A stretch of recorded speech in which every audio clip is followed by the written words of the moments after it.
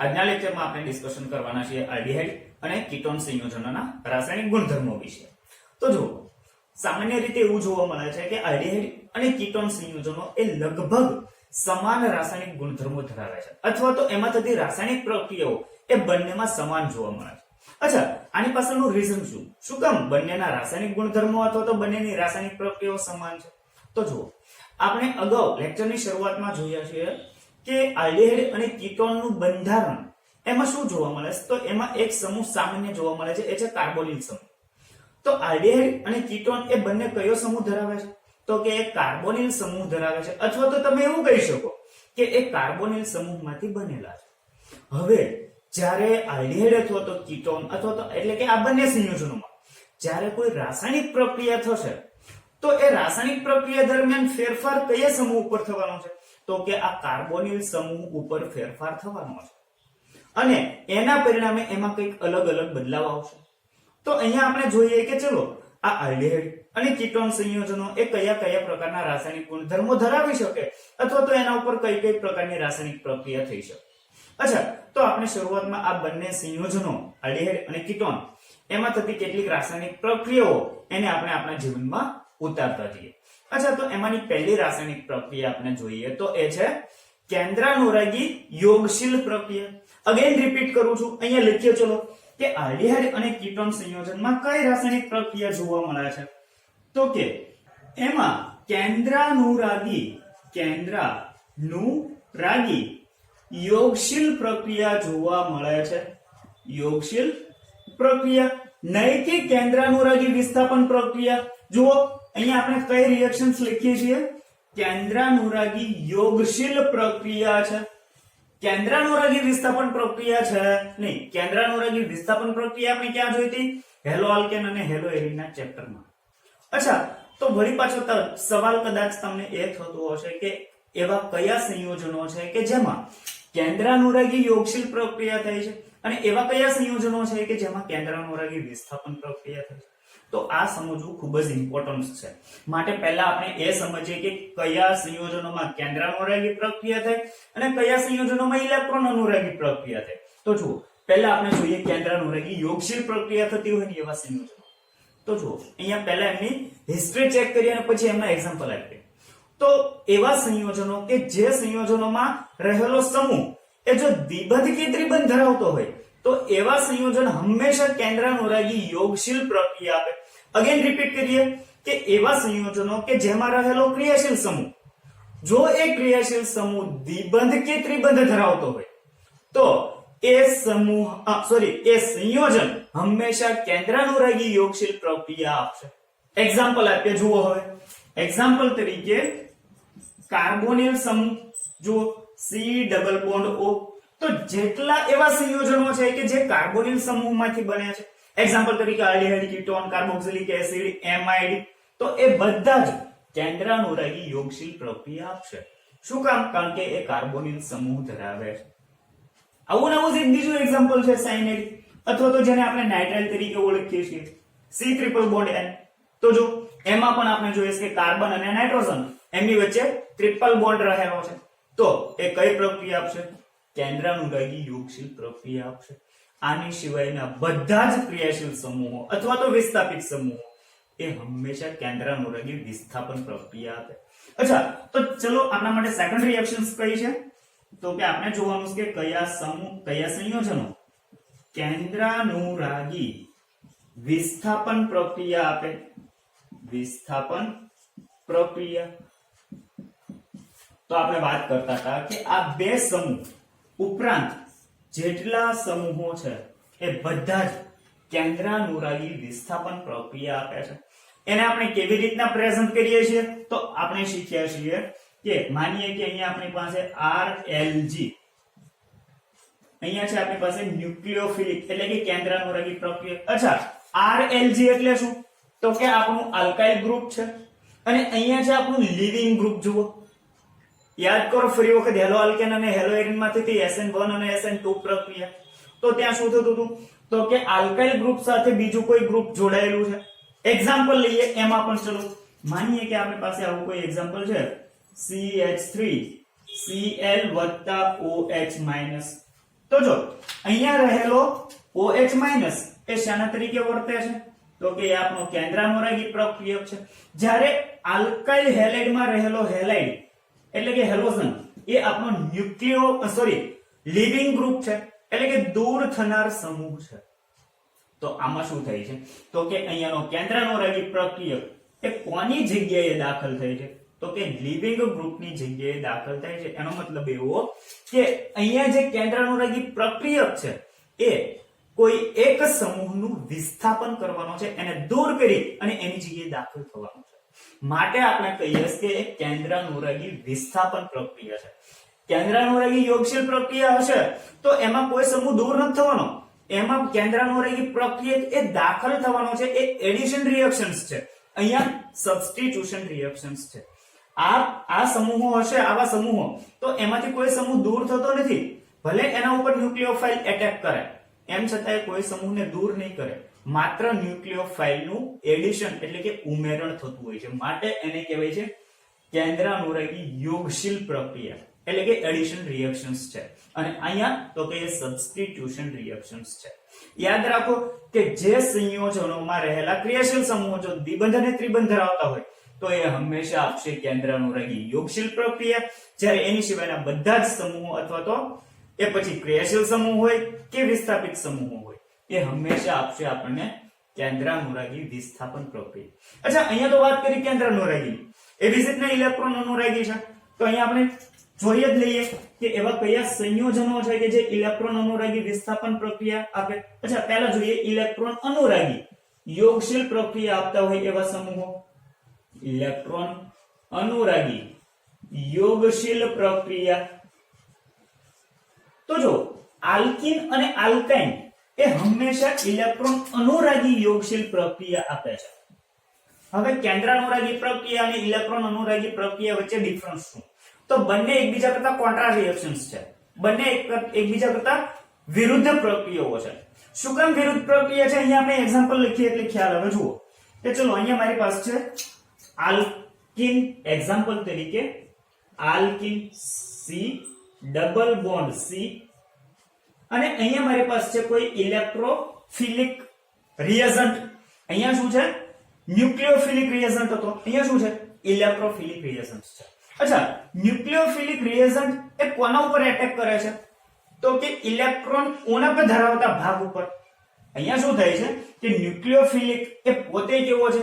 Electron ઘનતા ધરાવતો છે, એની પાસે ઇલેક્ટ્રોન વધારે છે.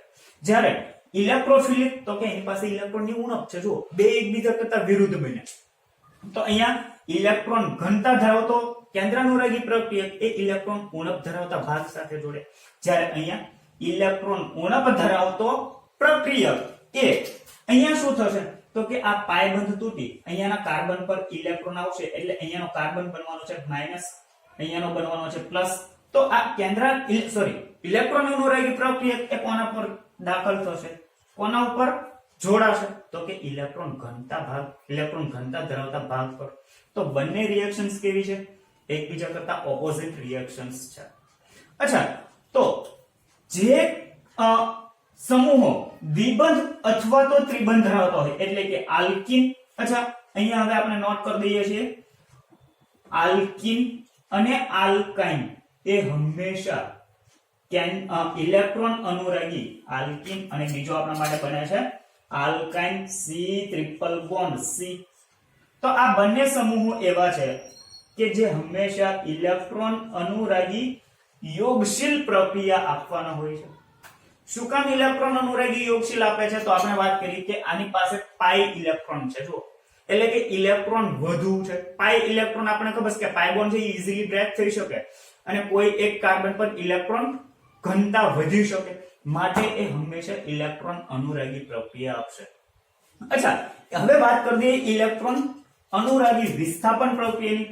ફોર્થ વન આપણા માટે બને છે ઇલેક્ટ્રોન અનુરાગી વિસ્થાપન પ્રક્રિયાની. તો હવે કદાચ તમને ખ્યાલ આવી ગયો હશે કે ઇલેક્ટ્રોન અનુરાગી વિસ્થાપન પ્રક્રિયામાં શું હોય. તો જુઓ, બેન્ઝીન એ એવો સમૂહ છે કે જે હંમેશા ઇલેક્ટ્રોન અનુરગી વિસ્થાપન પ્રક્રિયા આપે છે। અચ્છા, જોઈએ કેવી રીતના। અહીંયા આપણે એક્ઝામ્પલ સાથે કવર કરી લઈએ। એક્ઝામ્પલ તરીકે આપણી પાસે છે બેન્ઝીન, તો એમાં આપણને ખ્યાલ છે કે બેન્ઝીનના 6 કાર્બન પર એક હાઇડ્રોજન અવેલેબલ છે। અહીંયા આપણે માત્ર પહેલા કાર્બન ઉપર એક હાઇડ્રોજન દર્શાવ્યો છે। એની સાથે જોડાવાનું છે ઇલેક્ટ્રોફાઇલ, એટલે કે ઇલેક્ટ્રોન અનુરાગી પ્રક્રિયક દાખલ થવાનું છે। તો એ શું કરે, તો કે અત્યારે બેન્ઝીનમાંના બધા જ કાર્બન એ ન્યુટ્રલ છે, પણ આ ઇલેક્ટ્રોફાઇલને હવે બેન્ઝીન સાથે જોડાવવું છે। તો એ શું કરે, તો એ અહીંયાના હાઇડ્રોજનને દૂર કરે H+ તરીકે। તો જો અહીંયાનો કાર્બન બનશે એ માઈનસ બને અને હાઇડ્રોજન પ્લસ તરીકે દૂર થાય, પછી આ ઇલેક્ટ્રોફાઇલ ત્યાં દાખલ થઈ શકે। તો એનો મતલબ તો એવો થયો કે આ ઇલેક્ટ્રોફાઇલે હાઇડ્રોજનનું વિસ્થાપન કર્યું, હાઇડ્રોજનને દૂર કરી એની જગ્યાએ દાખલ થયો। તો અહીંયા ઇલેક્ટ્રોફાઇલે કોનું વિસ્થાપન કરે છે, પહેલા હાઇડ્રોજનને દૂર કરે છે અને પછી એની જગ્યાએ દાખલ થાય છે, માટે એ બનશે ઇલેક્ટ્રોન અનુરાગી વિસ્થાપન પ્રક્રિયા। તો આઈ થિંક હવે તમને ખ્યાલ આવ્યો હશે કે આ બંને પ્રક્રિયાઓ એ કયા કયા સંયોજનોમાં જોવા મળે। મોટાભાગના સ્ટુડન્ટને ખ્યાલ હોતો નથી કે કોનામાં ઇલેક્ટ્રોન અનુરાગી બને અને કોનામાં કેન્દ્રાનુરાગી બને। તો આઈ થિંક હવે તમારો આ કોન્સેપ્ટ અહીંયા ક્લિયર થયો હશે। અચ્છા, પહેલા આટલું તમે નોટ કરી લો, ત્યારબાદ હવે આપણે જોઈએ કે ચલો કેવી રીતના કાર્બોનિલ સમૂહ ધરાવતા આલ્ડીહાઇડ અને કીટોનમાં કેન્દ્રાનુરાગી યોગશીલ પ્રક્રિયા જોવા મળે છે। હવે પછી આપણે આગળ વધશું અહીંયાથી। પહેલા આનો સ્ક્રીનશોટ લઈ લો, ત્યારબાદ આને ઇરેઝ કરીએ છીએ। તો શરૂઆતમાં આપણે વાત કરીએ પ્રમાણે આ બંને સંયોજનો એ કાર્બોનિલ સમૂહ ધરાવે છે અને હવે જે રાસાયણિક પ્રક્રિયાઓ થવાની છે એ પણ ક્યાં થવાની છે, તો કે આ કાર્બોનિલ સમૂહ પર થવાની છે। અચ્છા, તો એનો મતલબ તો એવો થયો કે હવે આપણે જે પ્રક્રિયા શીખવાના છે કેન્દ્રાનુરાગી યોગશીલ પ્રક્રિયા, એ પણ ક્યાં થતી હશે, આ કાર્બોનિલ સમૂહ પર જ થતી હશે। અચ્છા, હવે જોઈએ કે કેવી રીતના। તો ચલો અહીંયા આ આખી જ પ્રક્રિયા એ કાર્બોનિલ સમૂહના બંધારણ દ્વારા આગળ વધારીએ।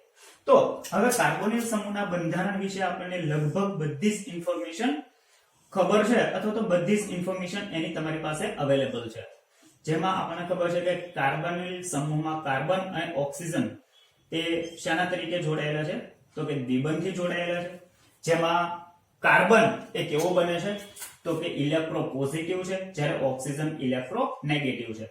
અને આવો વીજભાર ઉત્પન્ન થવાના પરિણામે એમની વચ્ચેનો બંધ એ ધ્રુવીય બંધ બને છે। સાથે સાથે એ પણ જોઈએ કે કાર્બન અને ઓક્સિજન વચ્ચે દ્વિબંધ હોવાથી કાર્બનનું હાઇબ્રિડાઇઝેશન કયું છે, તો કે કાર્બન sp2 હાઇબ્રિડાઇઝ છે।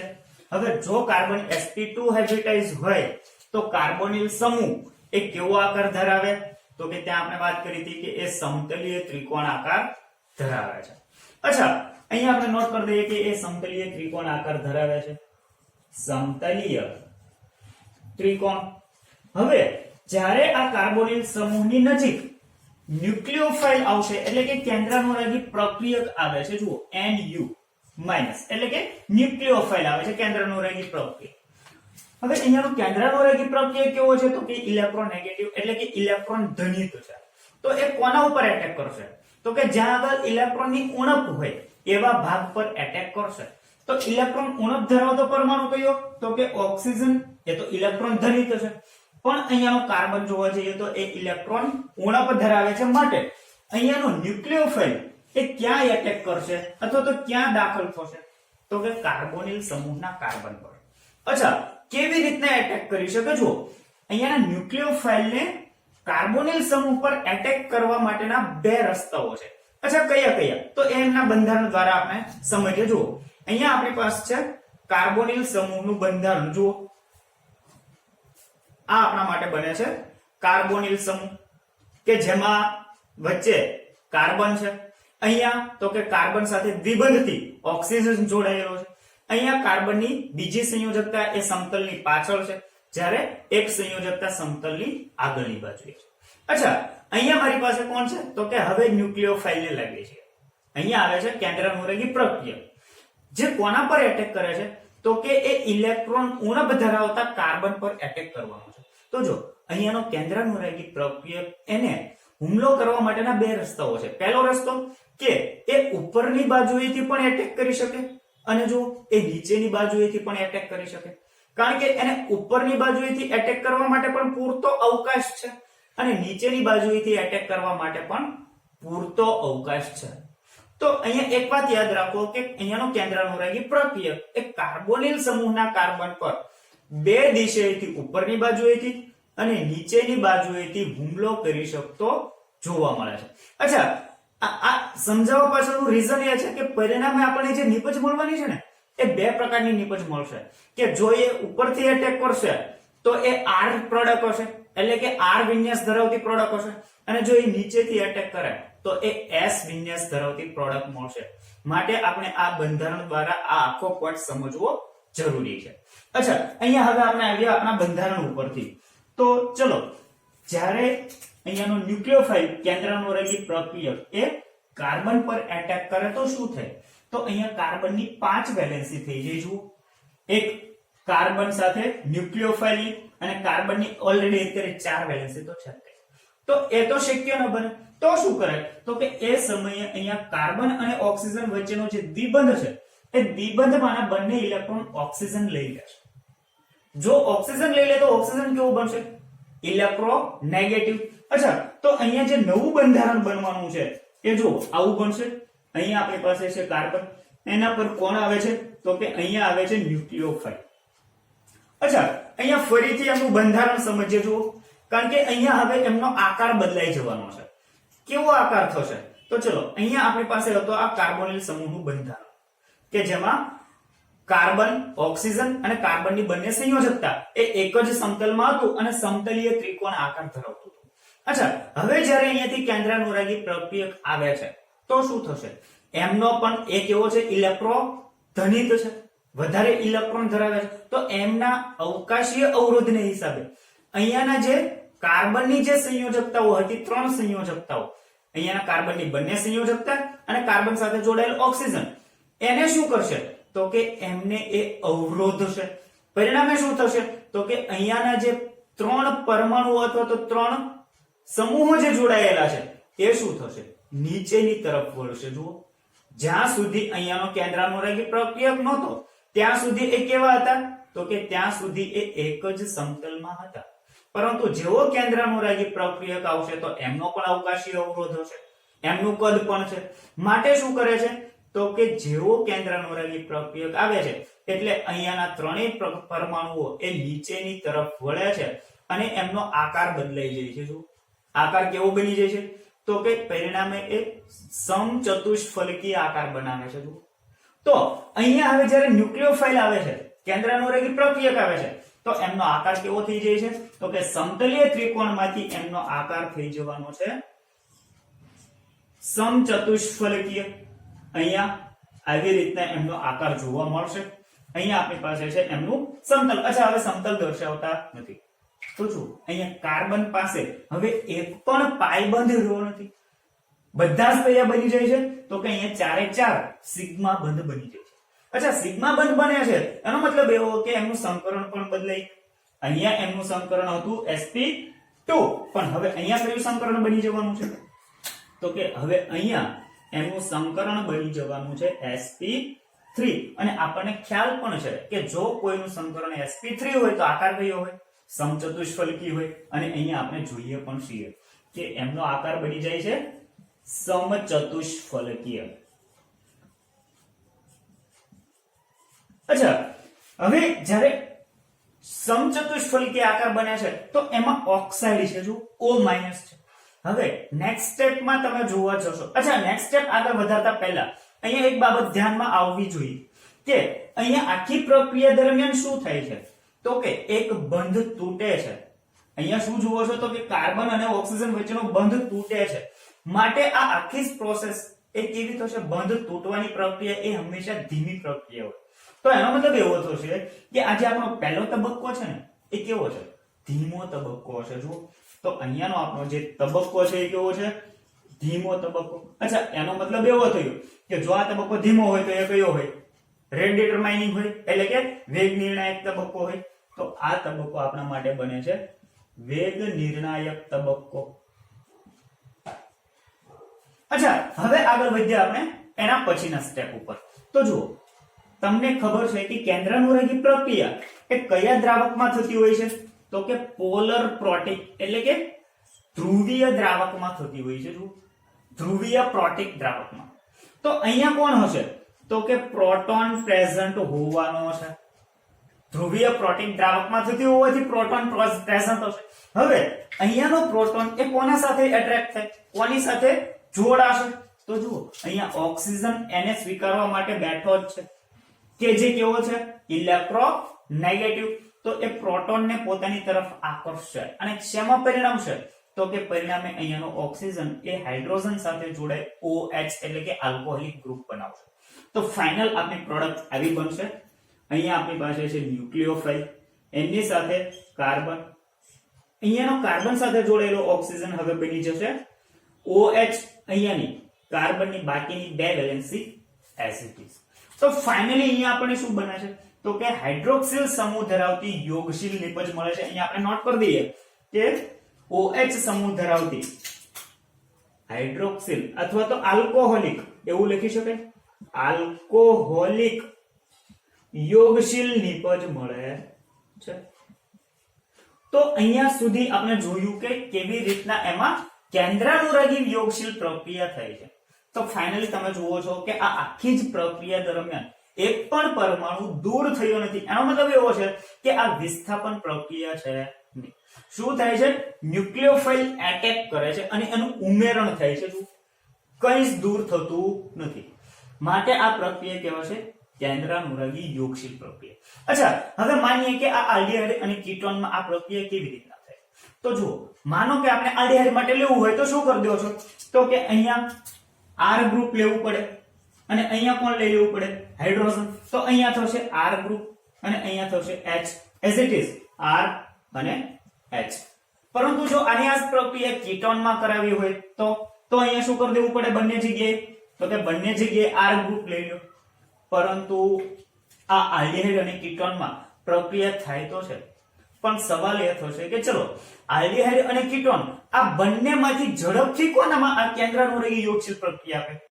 તો આ ક્વેશ્ચનનું સોલ્યુશન આ જ પ્રક્રિયામાં છુપાયેલું છે. જુઓ કે કેવી રીતના. હવે માનો કે મારે આ જ પ્રક્રિયાની પ્રતિક્રિયાત્મકતા વધારવી છે તો શું કરવું પડે તો કે જો કોઈ સંજોગોવશાત કાર્બોનિલ સમૂહમાંના કાર્બન પરનો ધન વીજભાર વધારવામાં આવે અથવા તો જો કાર્બોનિલ સમૂહમાંના કાર્બન પર ધન વીજભાર વધુ હશે તો અહીંયાનું ઋણ ભારિત ન્યુક્લિયોફાઇલ એ ત્યાં ઝડપથી એટેક કરી શકે. તો પ્રતિક્રિયાત્મકતા પણ વધે એટલે કે વેગ પણ વધે. પરંતુ એની કરતા વિરુદ્ધ જો કોઈ સંજોગોવશાત કાર્બોનિલ સમૂહમાંના કાર્બન પરનો ધન વીજભાર ઘટાડવામાં આવે તો પ્રક્રિયાની પ્રતિક્રિયાત્મકતા ઘટે છે. અચ્છા, હવે આ ક્વેશ્ચન્સ અથવા તો આ સેન્ટેન્સનો સહારો લઈ હવે આપણે આલ્ડીહાઇડ અને કીટોનની પ્રતિક્રિયાત્મકતા સમજીએ. જુઓ અને એ એમના બંધારણ દ્વારા સમજીએ. તો અહીંયા આપણે નવો પોઈન્ટ એ બનશે આલ્ડીહાઇડ અને કીટોનની પ્રતિક્રિયાત્મકતા કે વધારે પ્રતિક્રિયાત્મક કોણ છે આલ્ડીહાઇડ કે કીટોન. તો ચલો અહીંયા આપણે એમના બંધારણ ડ્રો કરી દઈએ કે R C double bond O H. અહીંયા મારી પાસે છે આલ્ડીહાઇડ. બીજું બંધારણ ડ્રો કરીએ કીટોન માટે R C double bond O again R. અચ્છા જુઓ, અહીંયા આલ્ડીહાઇડ અને અહીંયા છે કીટોન. તો આ બંને બંધારણો પૈકી અહીંયા પણ કાર્બોનિલ સમૂહ, અહીંયા પણ કાર્બોનિલ સમૂહ. તો કયા બંધારણમાંના કાર્બોનિલ સમૂહમાંના કાર્બન પર ઓછો ધન વીજભાર હશે?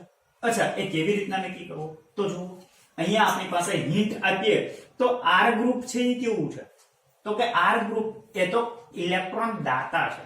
કોની સાથે જોડાયેલું છે? અને એ સીધું જ કાર્બોનિલ સમૂહના કાર્બન સાથે જોડાયેલું છે. જુઓ તો અહીંયા આપણે જોવા જઈએ તો કાર્બોનિલ સમૂહમાંનો કાર્બન એ ઇલેક્ટ્રોપોઝિટિવ, પરંતુ એની સાથે જોડાયેલા R ગ્રુપ કેવા છે તો કે એ ઇલેક્ટ્રોન દાતા છે. એ શું કરે છે? કાર્બનને ઇલેક્ટ્રોનનું દાન કરે છે. જુઓ અહીંયા શું કરે છે? ઇલેક્ટ્રોનનું દાન કરે છે. હવે જો એ ઇલેક્ટ્રોનનું દાન કાર્બનને કરતા હોય તો કાર્બનનો ધન વીજભાર ઘટશે. એની કમ્પેરિઝન કરીએ આલ્ડીહાઇડ સાથે. જુઓ તો અહીંયા કીટોનમાં બે R ગ્રુપ હોવાથી એ વધુ ઇલેક્ટ્રોનનું દાન કરી શકે અને કાર્બનને વધુ ઇલેક્ટ્રોનેગેટિવ બનાવશે એટલે કે એની ઉપરનો ધન વીજભાર વધુ ઘટાડશે. પરંતુ આલ્ડીહાઇડમાં તો માત્ર એક જ ઇલેક્ટ્રોન દાતા ગ્રુપ છે. જુઓ તો એ કીટોનની સાપેક્ષમાં કાર્બોનિલ સમૂહમાંના કાર્બન પરના ધન વીજભારને ઓછો ઘટાડશે. એનો મતલબ એવો થયો કે આલ્ડીહાઇડમાંનો જે કાર્બોનિલ સમૂહ છે એમાં રહેલો કાર્બન એ કીટોનની સાપેક્ષમાં વધુ ધન ભારિત છે. અચ્છા, જો આ વધુ ધન ભારિત છે તો એની પ્રતિક્રિયાત્મકતા વધુ થશે. અચ્છા, પરંતુ આલ્ડીહાઇડમાં પણ એક આલ્ડીહાઇડ એવો છે કે જેમાં એક પણ R ગ્રુપ નથી, તો એ સૌથી વધારે પ્રતિક્રિયાત્મક થશે. જો કે જો હું અહીંયા ફોર્માલ્ડીહાઇડ લઉં HC≡O H, તો જો અહીંયા એક પણ R ગ્રુપ નહીં હોવાથી અહીંયા કાર્બોનિલ સમૂહમાંના કાર્બન પરનો ધન વીજભાર સૌથી વધારે હશે, તો એમની પ્રતિક્રિયાત્મકતા સૌથી વધારે થશે. તો આ થશે એમની પ્રતિક્રિયાત્મકતાનો ક્રમ કે ફોર્માલ્ડીહાઇડ અહીંયા આપણે નીચે લખી પણ દઈએ કે ચલો ફોર્માલ્ડીહાઇડ એ સૌથી વધારે પ્રતિક્રિયાત્મક છે. ફોર્માલ્ડીહાઇડ, ત્યારબાદ અન્ય આલ્ડીહાઇડ અને લાસ્ટમાં જો સૌથી ઓછા પ્રતિક્રિયાત્મક જોવા જઈએ તો એ છે કીટોન. અચ્છા, અહીંયા તમે જોવા જશો તો કદાચ તમારું ધ્યાન જવું જોઈએ કે R ગ્રુપ છે, કીટોનમાં જે R ગ્રુપ જોડાયેલા છે ને એટલે કે આલ્કાઇલ ગ્રુપ, તો આલ્કાઇલ ગ્રુપ તો આપણી પાસે 3 પ્રકારના છે: પ્રાથમિક આલ્કાઇલ, દ્વિતીયક આલ્કાઇલ અને તૃતીયક આલ્કાઇલ. અને આ જે આલ્કાઇલના પ્રકાર છે ને એને હિસાબે હવે કીટોનમાં પણ એની પ્રતિક્રિયાત્મકતા ઘટવાની છે. માનો કે અહીંયાના કાર્બોનિલ કાર્બન સાથે પ્રાથમિક આલ્કાઇલ જોડાયેલા છે, ઉપરાંત દ્વિતીયક આલ્કાઇલ છે, આ ઉપરાંત તૃતીયક આલ્કાઇલ છે, તો જેમ જેમ આલ્કાઇલ સમૂહમાં શૃંખલાઓ વધતી જશે પ્રતિક્રિયાત્મકતા હજી ઘટવાની છે. તો જુઓ કેવી રીતના અહીંયા ક્વેશ્ચન્સ ને આગળ વધારીએ તો જુઓ આવું બનતું હોય છે. જો કે ચલો અહીંયા મારી પાસે કોઈ એવો કીટોન છે કે જેમાં પ્રાથમિક આલ્કાઇલ છે. અચ્છા, પ્રાથમિક આલ્કાઇલ માટે તો અહીંયા છે, હવે આપણે જોઈએ સેકન્ડરી આલ્કાઇલ માટે. ચલો અહીંયા મારી પાસે છે CH3 C CH3, અહીંયા જોડાયેલો છે કાર્બોનિલ કાર્બન, અહીંયા અગેન કાર્બન અને એમની સાથે છે CH3 અને અહીંયા જોડાયેલો છે CH3. તો જુઓ અહીંયા મારો કાર્બોનિલ સમૂહમાંનો કાર્બન એ ઇલેક્ટ્રોપોઝિટિવ છે. અહીંયા શું છે તો કે અહીંયા છે ન્યુક્લિયોફાઇલ NU.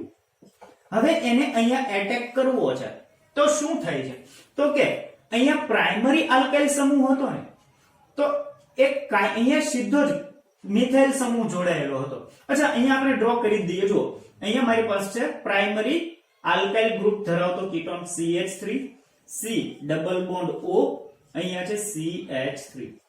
અહીંયા મારી પાસે હવે હું જોડું છું ન્યુક્લિયોફાઇલ. તો જો અહીંયા ન્યુક્લિયોફાઇલને કાર્બોનિલ સમૂહમાંના કાર્બન પર એટેક કરવા એટલો ખાસો કોઈ અવકાશીય અવરોધ નથી મળતો, પણ એની કમ્પેરિઝન તમે અહીંયા સેકન્ડરી આલ્કાઇલ ગ્રુપ સાથે કરો તો જો અહીંયા કાર્બોનિલ સમૂહમાંના કાર્બન પર ન્યુક્લિયોફાઇલને એટેક કરવા માટે શું થવું પડે છે તો કે અહીંયા દ્વિતીયક આલ્કાઇલ સમૂહનો એને અવકાશીય અવરોધ નડવાનો છે. અચ્છા, હજુ એની કમ્પેરિઝન કરીએ તૃતીયક આલ્કાઇલ સમૂહ ધરાવતા કીટોન સાથે, તો કે ચલો CH3 C CH3 C double bond O, અહીંયા again C CH3 CH3 CH3 again અહીંયા પણ છે CH3.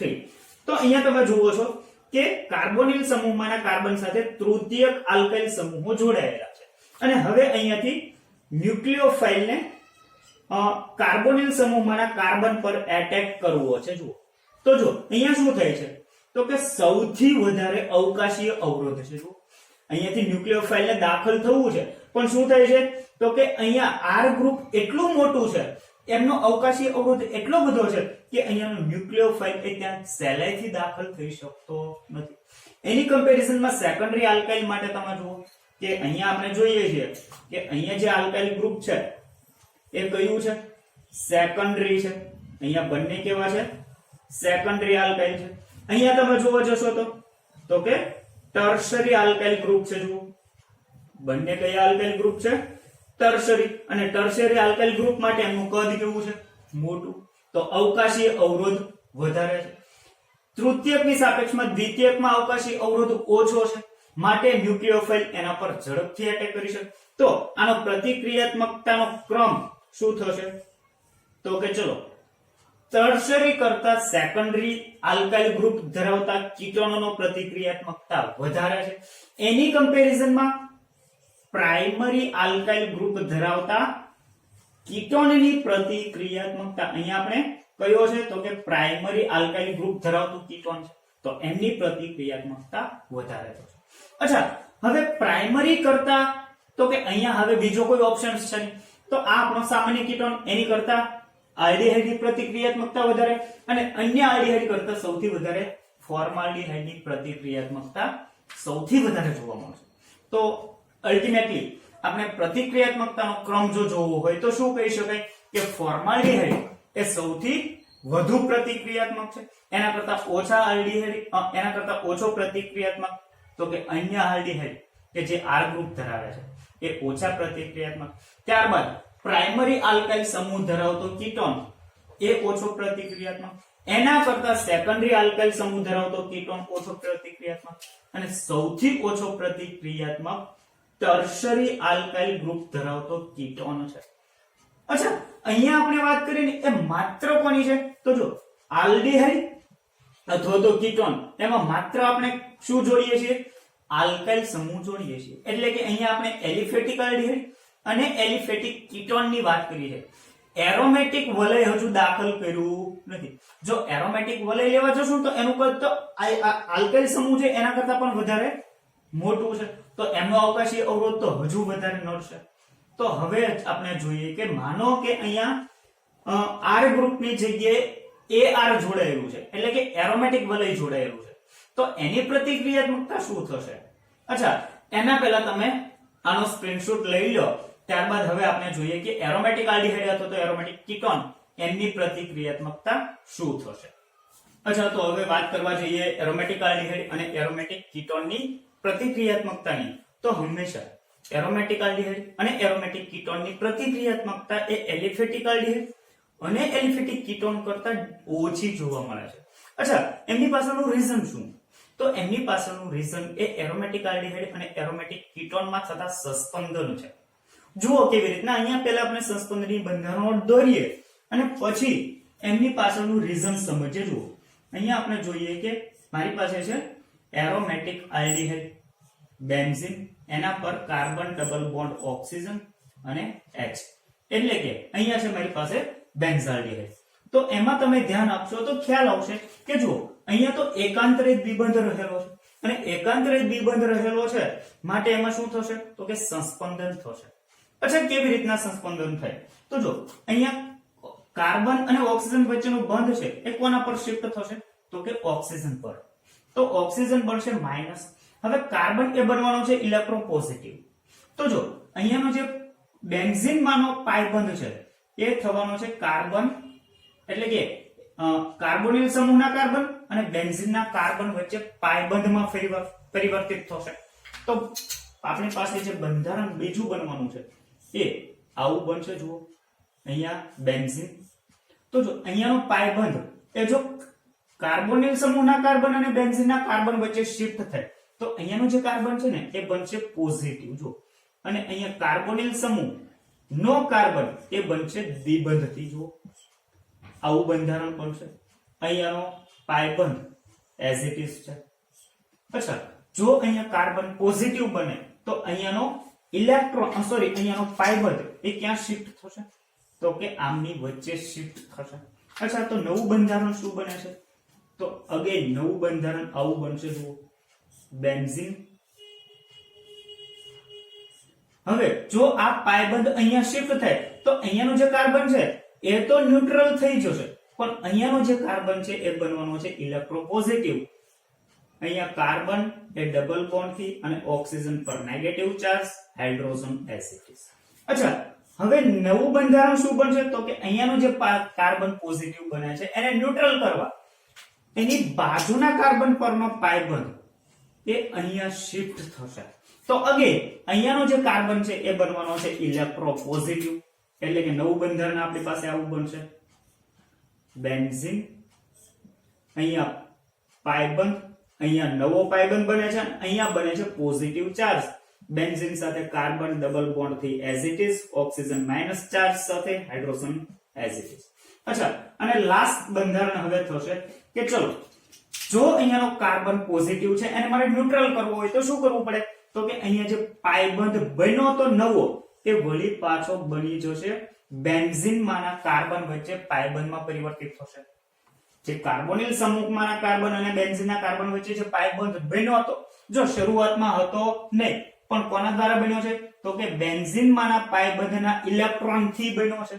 તો વળી પાછા એ પાયબંધના ઇલેક્ટ્રોન એ બેન્ઝીનમાં પાયબંધ બનવામાં વપરાય જશે અને પરિણામે આપણને બેન્ઝીન મળી જવાનું છે. કમ્પ્લીટલી બેન્ઝીનમાં 3 પાયબંધ જોવા મળી જશે. તો પાયબંધ પાયબંધ પાયબંધ, અહીંયા again carbon double bond oxygen, અહીંયા હાઇડ્રોજન એઝ ઇટ ઇઝ. જો અહીંયા શું થશે, તો કે જો કાર્બન એ એમના ઇલેક્ટ્રોન આપી દે તો કાર્બન પોઝિટિવ બને, તો એ જ સમયે અહીંયા જે ઓક્સિજન પર વધારાના ઇલેક્ટ્રોન આવ્યા હતા પાયબંધના, એ ફરી વખત કાર્બન અને ઓક્સિજન વચ્ચે પાયબંધમાં પરિવર્તિત થશે. તો અહીંયા આપણી પાસે જોવા જઈએ તો જુદા જુદા 5 સસ્પંદનીય બંધારણો છે. અચ્છા, હવે જોઈએ કે ચલો આ સસ્પંદનીય બંધારણોની અસર એમની પ્રતિક્રિયાત્મકતા ઉપર શું પડે છે. તો જો અહીંયા તમે ધ્યાન આપશો તો ખ્યાલ આવશે કે અહીંયા આપણો કાર્બન છે એ ઇલેક્ટ્રોપોઝિટિવ એટલે કે ધનભારિત છે અને એને હિસાબે એની પ્રતિક્રિયાત્મકતા છે. હવે જો જ્યારે એમાં સંસ્પંદન થાય છે ત્યારે કાર્બન પર શું ગુજરે છે, તો અહીંયા તમે જોવા જાશો તો ખ્યાલ આવશે કે બેન્ઝીન એ પોતાના પાયબંધના ઇલેક્ટ્રોન કોને આપે છે, બેન્ઝીનને આપે. જો કાર્બન અહીંયા બેન્ઝીન એ પોતાના પાયબંધના ઇલેક્ટ્રોન કોને આપે છે, બેન્ઝીન પર. હવે પ્રોબ્લેમ અહીંયાથી શરૂ થશે કે જો કોઈ સંજોગોવશાત કાર્બોનિલ સમૂહના કાર્બનને જો ઇલેક્ટ્રોન મળે તો એના પરનો ધન વીજભાર ઘટે. તો અહીંયા એ જ થાય છે જુઓ કે બેન્ઝીન પોતાના પાયબંધના ઇલેક્ટ્રોન કાર્બનને આપતો હોવાથી કાર્બનની પોઝિટિવિટી ઘટી, માટે એની રિએક્ટિવિટી ઘટી અને એ કન્ટિન્યુઅસ જોવા મળે છે. જો આ જે 3 બંધારણો છે એમાં કાર્બન એની પોઝિટિવિટી ઘટેલી છે જુઓ, અને આ તો કન્ટિન્યુઅસ રોટેટ થાય છે પાયબંધ, માટે કાર્બન પર સતત પોઝિટિવિટી ઘટેલી રહે છે. અને જો કાર્બન પર પોઝિટિવિટી એની ધનમયતા ઘટતી હોય તો એની રિએક્ટિવિટી ઘટે છે, માટે હંમેશા એરોમેટિક આલ્ડિહાઇડ એ એલિફેટિક આલ્ડિહાઇડ કરતા લેસ રિએક્ટિવ જોવા મળે છે. અચ્છા, વાત કરીએ હવે કીટોનની. તો જુઓ, માનીએ કે અહીંયા આપણે એટલું તો જોઈ લીધું કે ચલો અહીંયા બેન્ઝાલ્ડિહાઇડ એટલે કે બેન્ઝીન પર CHO ગ્રુપ હોય તો એ તો એલિફેટિક આલ્ડિહાઇડ કરતા લેસ રિએક્ટિવ છે. પણ જો આની કમ્પેરિઝન કરવા જાઉં હું આલ્કાઇલ એરાઇલ કીટોન સાથે તો શું થાય, જો C ડબલ બોન્ડ O અહીંયા જોડી દઉં છું હું CH3, તો શું થશે, માનીએ કે અહીંયા જે હાઇડ્રોજન છે એ હાઇડ્રોજનની જગ્યાએ હવે હું જોડી દઉં છું CH3, તો શું થશે, તો જો એક તો અહીંયાનું બેન્ઝીન એવું છે કે જેમાં થતા સસ્પેન્શનને કારણે કાર્બનની ધનમયતા ઘટે છે અને હવે આપણે જોડીએ છીએ હાઇડ્રોજનની જગ્યાએ મિથાઇલ એટલે કે બનાવીએ છીએ એસેટોફેનોન. તો અહીંયા દાખલ થતું મિથાઇલ ગ્રુપ એ કેવું છે, એ તો ઇલેક્ટ્રોન દાતા છે એટલે એ વળી પાછું કાર્બન પરના ધન વીજભારને હજુ ઘટાડશે. તો ઓબ્વિયસલી અહીંયા બેન્ઝાલ્ડિહાઇડ કરતા એસિટોફિનોન એ કેવું છે, લેસ રિએક્ટિવ થશે. રીઝન શું છે, તો કે અહીંયાનું જે મિથાઇલ ગ્રુપ જે દાખલ કરીએ છીએ એ કેવું છે, તો કે એ ઇલેક્ટ્રોન દાતા છે. ઇલેક્ટ્રોન દાતા હોવાથી એ શું કરશે, કાર્બન પરના ધન વીજભારને હજુ વધારે ઘટાડશે. અચ્છા, હજુ આની કમ્પેરિઝન આપણે કરીએ ડાયફિનાઇલ કીટોન સાથે. જો અહીંયા આપણે જોડી દઈએ છીએ ફિનાઇલ રિંગ, અહીંયા આપણી પાસે જોડાયેલો છે કીટોન, અગેન અહીંયા છે ફિનાઇલ રિંગ એટલે કે ડાયફિનાઇલ કીટોન. તો જો અહીંયા તો શું થાય છે, બે બેન્ઝીન એવા છે કે જેમાં કન્ટિન્યુઅસ રેઝોનન્સ થાય છે. પરિણામે અહીંયા તો કે આ કાર્બન એ અહીંયાના બેન્ઝીન થ્રુ પણ અહીંયાના બેન્ઝીન થ્રુ પણ કાર્બનની ઇલેક્ટ્રોપોઝિટિવિટી ઘટે છે અને અહીંયાના બેન્ઝીનના કારણે પણ એની ઇલેક્ટ્રોપોઝિટિવિટી ઘટે છે. તો અહીંયા તો બે સમૂહો એવા છે કે જે કાર્બન સાથે કન્ટિન્યુઅસ રેઝોનન્સ કરે છે, સતત સંસ્પંદનથી જોડાયેલા છે, માટે એ તો કાર્બનની પોઝિટિવિટીને સૌથી વધારે ડિક્રીઝ કરશે. તો ઓબ્વિયસલી અગેન અહીંયા પણ એસિટોફિનોન કરતા અહીંયા જે ડાયફિનાઇલ કીટોન છે એની પ્રતિક્રિયાત્મકતા સૌથી લેસ થવાની છે. અચ્છા, તો અહીંયા આપણે જોવા જઈએ કે બેન્ઝાલ્ડિહાઇડ એ એસિટોફિનોન કરતા વધુ પ્રતિક્રિયાત્મક છે. એસિટોફિનોન અને એસિટોફિનોન એ ડાયફિનાઇલ કીટોન કરતા વધુ પ્રતિક્રિયાત્મક છે. અથવા તો તમે એવું કહી શકો કે ડાયફિનાઇલ કીટોન એ સૌથી લેસ રિએક્ટિવ છે. કોના પ્રત્યે? તો કે કેન્દ્રાનુરાગી યોગશીલ પ્રક્રિયા પ્રત્યે ડાયફિનાઇલ કીટોન એ સૌથી લેસ રિએક્ટિવ છે. અચ્છા, હવે આપણે આ પ્રતિક્રિયાત્મકતા માટે જવાબદાર પરિબળો જો અહીંયા નોટ કરવા જઈએ તો કે પહેલું પરિબળ આપણે એવું જોયું કે કાર્બોનિલ સમૂહ સાથે કાર્બન સાથે જોડાયેલા, જો અહીંયા આવે સીધું જ આ કાર્બોનિલ કાર્બન સાથે જોડાયેલા, આટલું કોમન, જોડાયેલા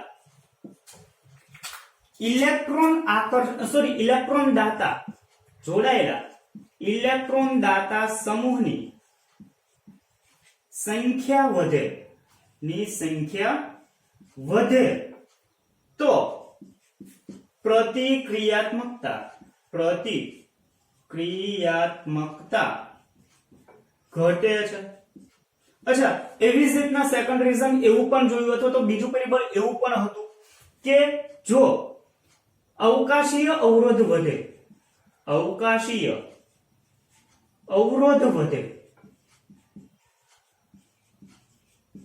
તો પણ પ્રતિક્રિયાત્મકતા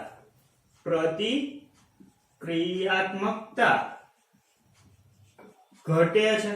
અને ત્રીજું પરિબળ આપણે એવું જોયું કે જો સંસ્પંદન વધે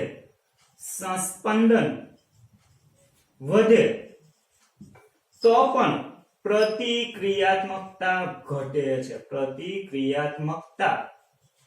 ઘટે છે.